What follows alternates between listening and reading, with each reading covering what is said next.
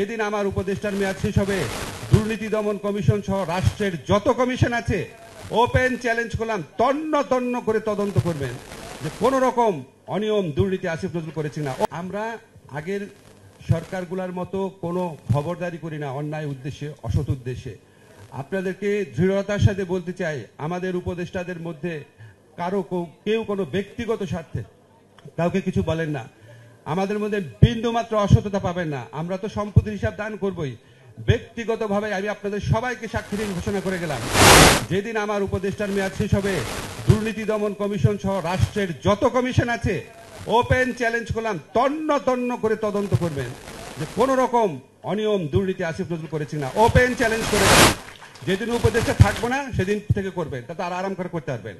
আপনারা সিটিজেনরাও গুজবের মতো না আর কি, গুজব হয় না ওর থেকে এত টাকা খেয়েছে এরকম না, আপনারাও তদন্ত করে দেবেন। শুধু আমার না, আমার মানে সব উপদেষ্টারই করে দেখেন।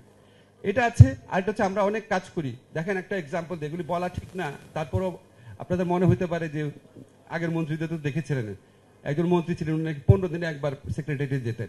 কালকে শুক্রবার ছিল না, কালকে প্রধান উপদেষ্টার নেতৃত্বে আমরা 4 ঘন্টা মিটিং করেছি। 4 ঘন্টা মিটিং করছি শুক্রবার দিন। আমাদের একজন উপদেষ্টা আছে, আমার বলা ঠিক না, নাম উল্লেখ করে বলছি, আদিলুর রহমান খান।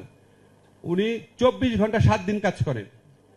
উনার বাচ্চার বিয়ে, উনার বড় ছেলের বিয়ে, তার 2 ঘন্টা আগে মিটিংয়ে ছিলেন। গতকাল মিটিংয়ে 2 ঘন্টা আগের মিটিংয়ে উনি ছিলেন। আমরা চেষ্টা করি, আমরা সৎ থাকি, আমরা জানার চেষ্টা করি, কিন্তু আমাদের তো অযোগ্যতা আছে, অভিজ্ঞতার ঘাটতি আছে, আমাদের অযোগ্যতা থাকতে পারে। হতে পারে যে আমাদের চেয়ে অনেক যোগ্য লোকে উপদেষ্টা পরিষদে আসে নাই, হতে পারে এটা, কিন্তু আমাদের চেষ্টার কোনো ঘাটতি নাই।